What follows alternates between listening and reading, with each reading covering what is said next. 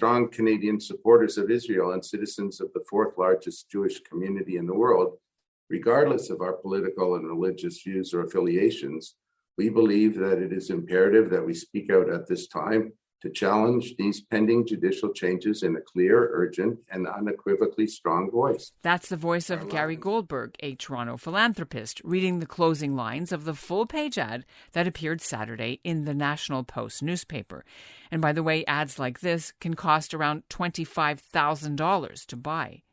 In recent weeks, Goldberg and his brother and a small group of Jewish community leaders, including Bernie Farber, have been deeply troubled by the direction which Israel's new Netanyahu government has been taking the country. They're concerned that changes to the judicial system are being pushed through the Knesset too quickly. These changes would place more political power in the hands of the sitting government while weakening the ability of the Supreme Court to impose checks and balances. They're also concerned about proposed laws that could curtail human rights and equality. So the group decided to reach out to like-minded Jewish leaders from across the country to sign an open letter to be published not only here, but also in the print editions of Yedioth Ahronoth and Haaretz. The ads were supposed to run sooner, but they eventually came out days after Israel's prime minister announced a temporary halt to the reforms for the Passover holiday period to avoid a civil war, Netanyahu said, after a historic day of protest in Israel and a nationwide strike last week. Now, while some Orthodox Canadian rabbis and even Toronto's UJA Federation chief have urged that expressions of concern should be done in private, one-on-one, others have all felt they had to speak out publicly to voice their opposition. Members of this group, that's the drafters, they want to express their own personal views on the events unfolding in Israel. And we believe that we're obliged to speak out only for ourselves in these circumstances because of this sense of importance from basically the yearnings in our heart. I'm Ellen Besner, and this is what Jewish Canada sounds like for Monday, April the 3rd, 2023. Welcome to the CJN Daily, a podcast of the Canadian Jewish News, sponsored by Metropia.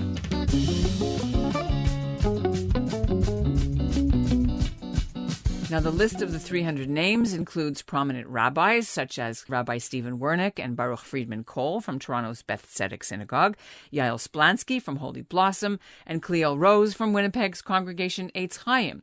There are prominent businessmen Austin Butel and David Baskin of Toronto and Gilly Verret of Ottawa, historians and professors, cookbook author Bonnie Stern, lawyer David Matlow, the CJN's Treasure Trove columnist, Mark Adler, a former Conservative member of Parliament, Dahlia Lithwick, a legal expert and commentator based near Washington, D.C., Ellie Rubenstein, who was recently awarded the Order of Canada for his work with the March of the Living, and Dan Brotman, the CEO of Windsor's Jewish Federation. The tone of the English ad is much stronger than the one aimed at the Israeli audience in Hebrew. That one is more conciliatory and says they, quote, support the aspirations to find a renewed and applicable balance between the Knesset and the courts, unquote. But they don't like how it's being rushed and coerced instead of being done by dialogue with all sides.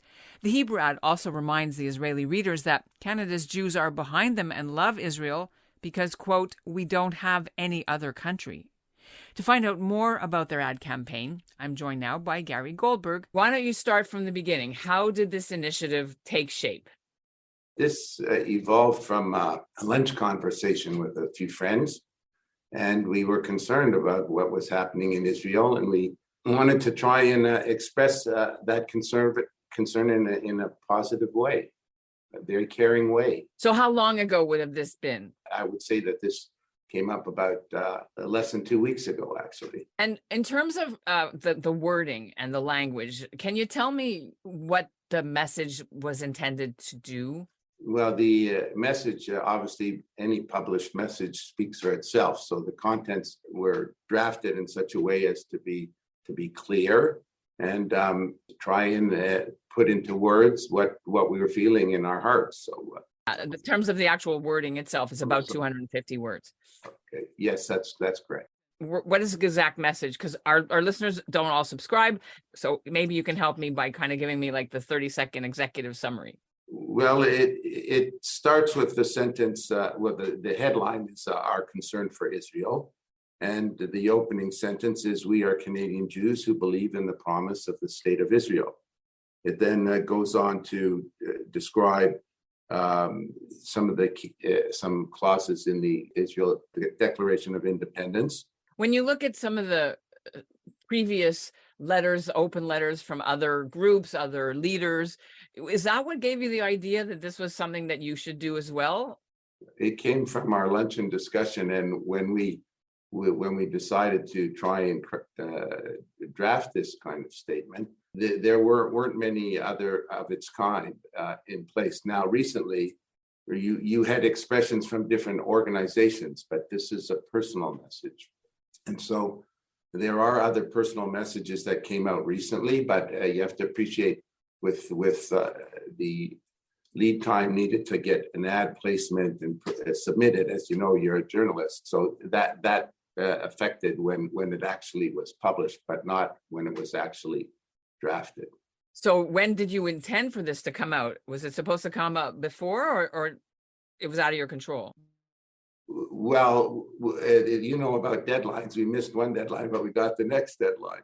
What does it signal to Israel when you publish something, not just in a Canadian newspaper, but in two leading Israeli newspapers? Well, as I said before, in the excuse me, National Post ad, it was the title was "Our Concern for Israel." In Israel, we had the same message, but actually the title was different. I would say a very similar message. Obviously, it was published in Hebrew, so there's a difference in translation and nuance for a different audience. But I would say that it was in terms of essence, it was essentially the same message. So, but the title was "To Our Sisters and Brothers in Israel." Now they're out. Have you had any reaction at all? And if so, what are you hearing or seeing? I haven't heard very much reaction yet in Israel because it just came out this morning, and I think it'll be kind of hard for people to realize who and what to how to react to something like this. But in Canada, I think there's been quite a broad reaction, which you can see online. And anything surprising? There's a lot of things out there. No, I think by and large, I can say that what I've seen is quite supportive, I would say. Why do you think it was necessary, Gary, to do a personal sort of ordinary Jewish leaders, this approach, as opposed to Jewish community, Sija, B'nai B'rith type of approach? We were speaking in a personal voice.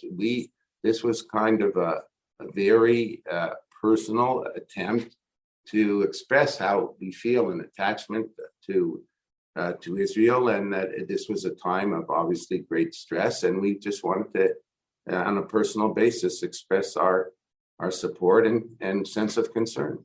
But wasn't the leadership of the community in Canada already saying things like that, or? We felt we wanted to say this message, but we're influenced by the teachings of Rabbi Hillel in Pirkei Avot.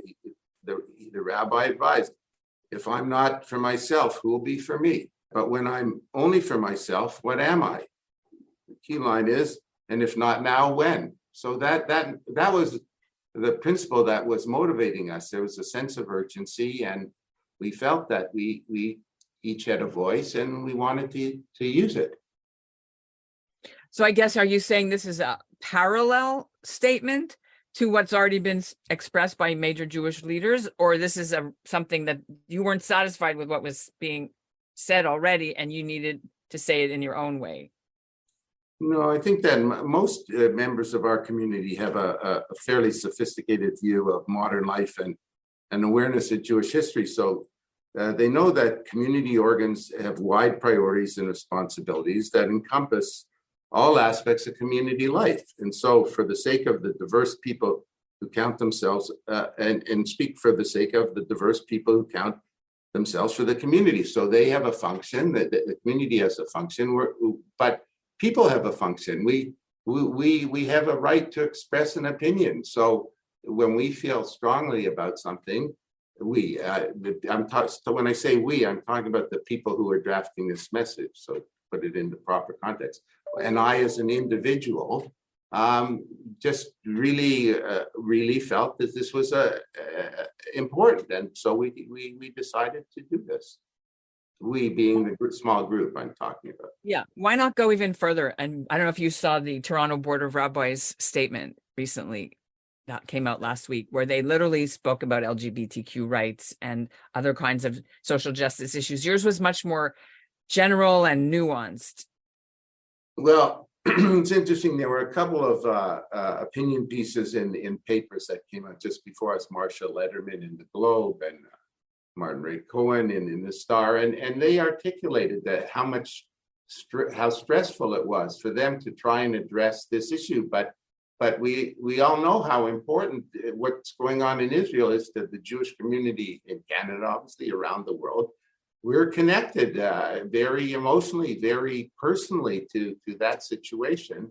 And we just want to express our concerns. And we feel as individuals, we can do that.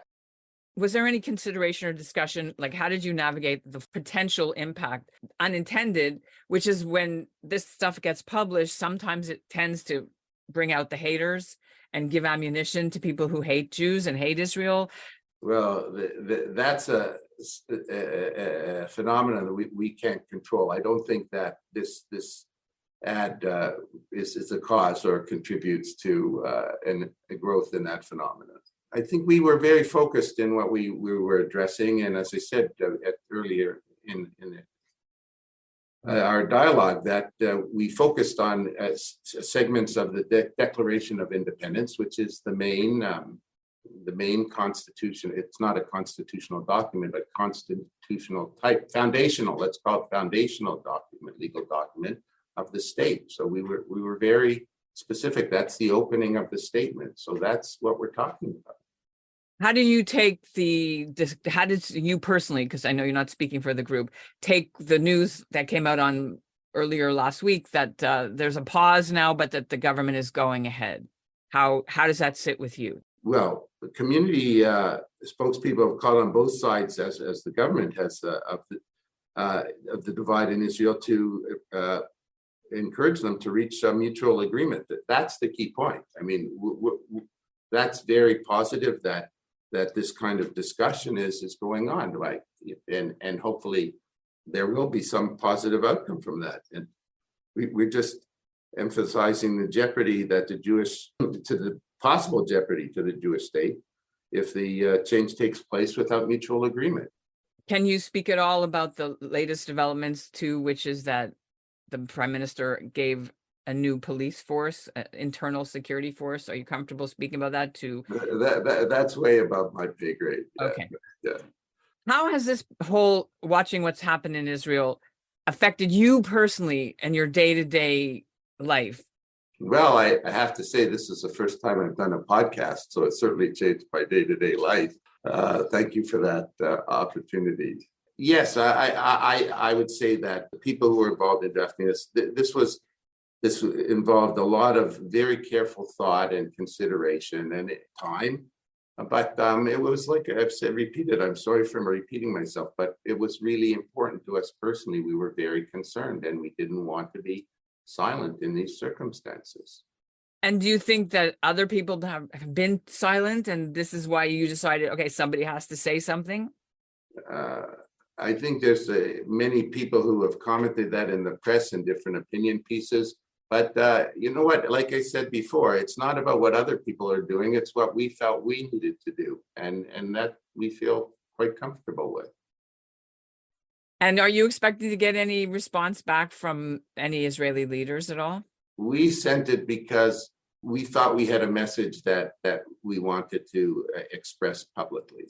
And we found that many other people, you can see by the number of signatories, shared that message resonated with them to the extent that they agreed to sign their name. And people signing their name on public is, let's say, proclamations, open letters, however you categorize this kind of statement. Okay, they don't do that lightly. And I can say this, that we had people who really would have liked to sign it, but for professional reasons or other circumstances, they declined. So we have a pretty good sense of how this resonates with other people.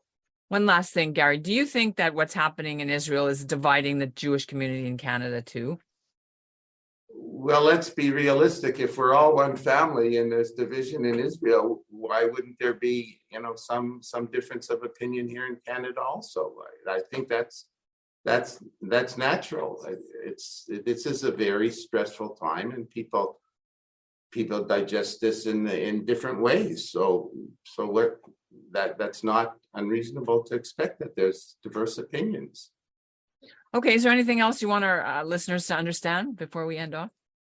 I want to wish everyone a Chag Sameach, and also to use that opportunity, if they like, to have discussions about important subjects that face the Jewish people at this time. You mean at the Seder table? Well, it depends how formal you are at the Seder table, but if you will have those kind of discussions at your Seder table, then this might be an interesting one. That's why we need 5 cups of wine, not just 4. Well, well, Drink I don't know if Elijah's. that will help the discussion or not, but whatever the practice people prefer, we understand. And that's what Jewish Canada sounds like for this episode of the CJN Daily, sponsored by Metropia, integrity, community, quality, and customer care. And today's listener shout-out goes to Anna Fried in Halifax. She wrote in when she heard our interview last week about the matzah shortage in her city. And by the way, there's an update to that, and you can read how 150 pounds of Jerusalem matzah arrived from Montreal and was handed out on Sunday. And the link to that story is in our show notes. I just want to end the episode by telling you that I went to a citywide pre-Passover collection of Seamus on Sunday. That's for holy books and objects that you want to throw out after you started cleaning your home for Passover. But you can't throw these out because according to religious law, if they have the name of God printed in them, they have to be disposed of respectfully by being buried in a Jewish cemetery. It was my first time doing this. I didn't know about the process. The young men behind the Beth Avraham Yosef Synagogue in Thornhill were collecting the Seamus. They had this big empty truck, and people would drive up with their donations, and you had to pay $10 actually to drop them off. But I had a few prayer books that I don't use lying around, and I was glad to donate them. Have you ever used a Seamus before? Anyway, I learned it's not just for books, but even old mezuzahs and tefillin, and even the weekly flyers from the synagogue. But you can throw out kippas and talitot, either in regular recycling or in the regular garbage. Anyway, thanks for listening to the CJN Daily, and we'll be back Tuesday.